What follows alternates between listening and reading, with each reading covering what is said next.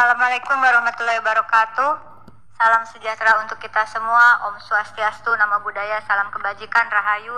Yang kami hormati pimpinan dan anggota Komisi 6 DPR RI, yang kami hormati PLT Direktur Utama PT Taspen Persero beserta jajarannya, hadirin yang hadir di dalam rapat Komisi 6 DPR RI. Menyambung dari beberapa teman terdahulu, tapi sebelumnya izin pimpinan, saya minta dipaparkan skema tadi terkait beberapa jaminan kecelakaan kerja, program tabungan hari tua, program pensiun, program jaminan kematian, cost sharing antara pekerja dan pemberi kerja, itu presentasenya seberapa, Pak? Izin boleh pimpinan?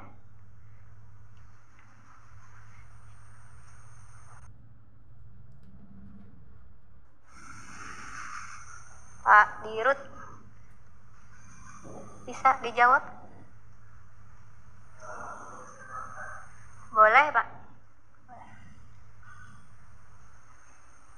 Supaya jelas ini, karena ini bergerak di asuransi, tapi sebetulnya bukan mencari nasabah, seperti Pak Hendrik katakan tadi.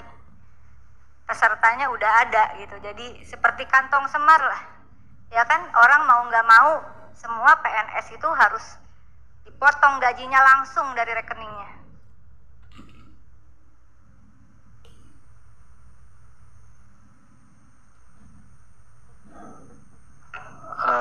Untuk detailnya, Bu Rika, mohon izin nanti mungkin bisa dijawab oleh Pak Direktur Operasional. Izin pimpinan, Saya juga boleh, apa-apa sih. Jangan nanti, Pak, karena iya. karena uang yang diakumulasi ini kan yang diinvestasikan. Slide-nya ada. Oke, sebutin ya.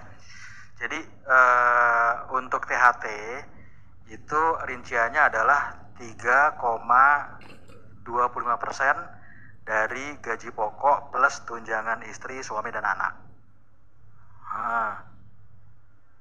Ya. Kemudian untuk JKK,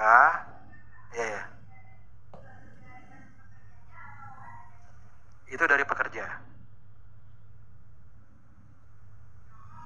JKK 0,24%. 0,24% dari dari gaji pokok. tunjangan dan anak. No, gaji pokok. Gaji pokok dari pekerja atau ada cost Dari sharing? pekerja. Dari pemberi kerja, sorry. Dari pemberi kerja. Pemerintah berarti ya? Ya. Terus JKM 0,72.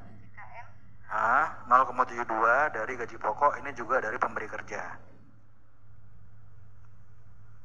Oke, terus ada lagi. THT 3,25% dari pekerja.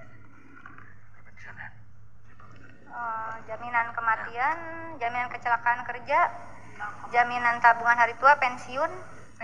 Pensiunnya 4,75% dari gaji pokok plus tunjangan. Dari pekerja berarti? Ya. Nggak ada dari pemberi kerja? Enggak. Terima kasih pimpinan, saya lanjutkan. Jadi ini perlu clear juga ke publik bahwa yang dikelola oleh dana Taspen sebetulnya bukan seperti bisnis asuransi pada umumnya begitu ya. Tapi ini adalah uang dana amanah, kalau kita sebut di dalam skema jaminan sosial, dana amanah cost sharing antara pekerja dan pemberi kerja begitu. Dan yang ditanggung oleh pemberi kerjanya yaitu pemerintah tadi 0,24% untuk JKK dan 0,72% untuk jaminan kematian. 4 tambah 2, 6, 2 tambah 7, 9, berarti 0,96% saja yang dari pemberi kerja. Betul kan, Pak? Sisanya 3,25% plus 4,75%, 25 tambah 10, 8%. 8% itu adalah dari gaji pekerja, baik itu PNS begitu. Lalu apalagi Bapak? Pejabat negara, anggota DPR dan DPRD ya. Jadi ini adalah uang potongan gaji mereka yang bekerja pada negara. Uang ini lalu diinvestasikan. Nah, koreksi kalau saya salah, saya ingin menanyakan visi dan misi dari Taspen ini apakah masih sama atau sudah berubah. Visi, menjadi perusahaan asuransi sosial dan dana pensiun yang unggul, terpercaya dan berkelanjutan demi mewujudkan kesejahteraan peserta untuk meningkatkan nilai ekonomi dan sosial Indonesia. Masih? Alhamdulillah masih. Kemudian misinya memastikan terwujudnya layanan terbaik dan investasi yang andal serta kepemimpinan inovasi bisnis dan transformasi digital dengan SDM yang amanah, kompeten, saya ulangi, amanah, kompeten, harmonis, loyal, adaptif, dan kolaboratif. Kita kembali ke visi. Pimpinan dan anggota izin, ini adalah perusahaan asuransi sosial, bukan asuransi komersial. Betul ya Bapak ya? Asuransi sosial. Artinya sistemnya saja yang untuk seperti komersial, tetapi prinsip di dalamnya adalah asuransi sosial. Kenapa demikian? Karena dana yang dikelola adalah dana amanah. Dana dari para pekerja. Bukan seperti asuransi komersial, asuransi swasta yang dia memang orang yang ingin mengasuransikan di luar potongan upahnya, misalnya seperti itu. Nah, oleh karena itu kebetulan PLT Dirut Taspen ini adalah sebelumnya pernah menjabat Dirut PT Bahana Pembina Usaha Indonesia Persero, Dirut PT BRI Dana Reksa Investment Management, bukan? Tapi yang jelas Direktur Investasi PT Taspen.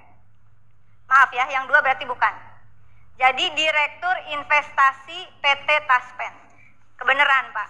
Nah, dana-dana yang diakumulasikan tadi, Bapak, saya kira di sini berarti ada 108,69 triliun yang untuk THT, tabungan hari tua, yang potongan 3,25% ya, betul ya. Kemudian yang iuran pensiun juga itu dana dari potongan pekerja 4,75%. Saya langsung saja ingin menyampaikan sama sebetulnya seperti rekan-rekan yang lain. Ada indikasi kuat terjadinya investasi fiktif yang sudah ramai di pemberitaan begitu. Betul ya Pak ya? Investasi fiktif 1 triliun. Berarti kalau saya boleh katakan dengan tadi kenapa saya minta dijelaskan ini uang siapa, pekerjakah atau mereka yang seperti di asuransi komersial, ternyata uang ini adalah uangnya para pekerja yang bekerja pada negara dari atas sampai bawah Pak ya. Jadi jangan dibayangin hanya pejabat negara di level atas. Totalnya berapa sekarang? 3, berapa juta Pak? Total 7,6 juta 11.277 dari atas sampai bawah. Potongan gaji orang yang bekerja, saya ulangi lagi Pak ya, potongan gaji orang yang bekerja sampai level bawah. Jangan ngebayangin yang jabatan-jabatannya menengah ke atas yang gajinya gede. Bayangkan Bapak, supaya punya imajinasi yang sama nih, karena saya yang ngotot minta penjadwalan Taspen. Bayangkan uang ini adalah uang yang mereka yang bekerja tuh, yang pelayan kesehatan ya, ada yang penyuluh, ada yang guru Bapak di kampung-kampung di seluruh Indonesia. Coba Anda bayangkan, ini bukan uang dari APBN sebetulnya, tapi potongan gaji. Karena dia bekerja pada negara, gajinya dari negara benar, dari APBN. Tapi itu adalah haknya sebagai pekerja. Yang ingin saya tanyakan, dan kebetulan Anda sebelumnya adalah Direktur Investasi PT Taspen, jelaskan kepada kami bagaimana skema dan proses persetujuan investasi di PT Taspen. Bapak ini jangan kayak nggak ngerti ya soal tadi pembagian persentase, atau memang tidak mengerti. Bukan yang tadi misalnya ini dari potongan upah, memang tidak tahu. Harusnya tahu supaya kita feel-nya tuh sama. Oh, ini duit orang yang kerja di pelosok-pelosok di seluruh Indonesia, total 7,6 juta tadi. Bagaimana fungsi manajemen resikonya? Jadi yang pertama, bagaimana proses persetujuan investasi di Taspen? Di mana posisi komite investasi Taspen? Bagaimana prosedur pengangkatan pimpinan dan anggota? Apa ada komite investasi Taspen? Ada kan? Bagaimana mekanisme seseorang bisa ditetapkan sebagai komite investasi Taspen? Lalu bagaimana skemanya, dan Anda juga sekarang masih merangkap sebagai direktur investasi Taspen. Keputusan itu kan pasti tahu dong. Kalau nggak tahu berarti saya jadi bertanya, kenapa bisa ada di sini? Tahu kan? Bagaimana prosedur mekanisme SOP investasi itu? Lalu karena ini sudah jadi pemberitaan, saudara-saudara, jadi uang potongan gaji tadi terindikasi kuat ada investasi fiktif sekitar kurang lebih 1 triliun. Betul ya?